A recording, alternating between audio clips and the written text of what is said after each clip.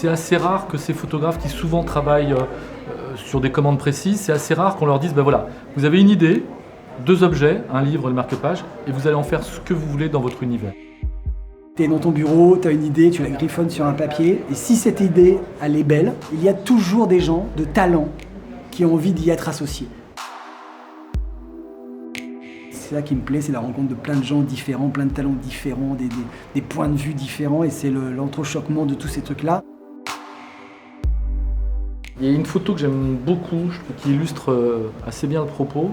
C'est une photo de Fred Stussin, qui est un jeune reporter qui travaille beaucoup en noir et blanc. La photo que j'ai faite, c'est un monsieur qui court dans les rues de New York avec à sa main un livre de Céline qui s'appelle Mort à crédit et un marque-page de Lehman Brothers. Mort à crédit, ça m'a fait penser à un film de Hitchcock. J'ai pensé à ça tout de suite et j'ai recherché. En fait, l'image était déjà là et elle m'a fait penser à cette image que j'avais déjà réalisée.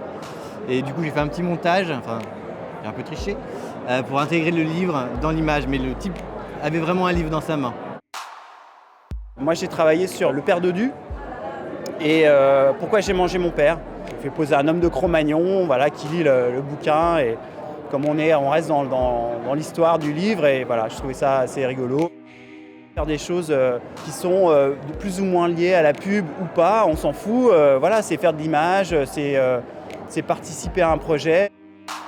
L'éducation sentimentale, c'est un livre que j'aime beaucoup déjà à la base. Et YouPorn, c'est un site que j'ai fréquenté, je le dis honnêtement. Et j'ai tout de suite pensé à une espèce d'éjaculation, mais naturelle. Donc je me suis servi de fleurs et j'ai voulu essayer de mettre en scène cette espèce d'éjaculation, mais qui est plutôt une éjaculation des sens.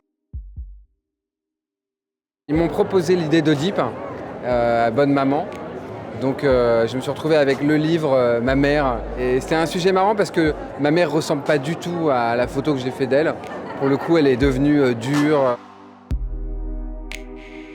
Il y a, je crois, une centaine ou un peu plus de 100 photographes qui ont travaillé sur le truc. Il n'y a pas une image qui ressemble à une autre. Moi, je trouve ça assez réussi. C'était une bonne idée, c'est un bon truc. Ça m'a bien fait marrer de le faire. C'est un mélange éminemment créatif dans le concept de départ, mais qui a été encore au-delà de nos espérances en termes de créativité dans le résultat. Et la mobilisation de tous les photographes aussi nous a surprises. La manière qu'ils ont eue, au fond, de se saisir de ce concept et d'en faire le leur d'une certaine manière. Donc la diversité de ce qu'on voit est tout à fait inspirante et assez émouvante.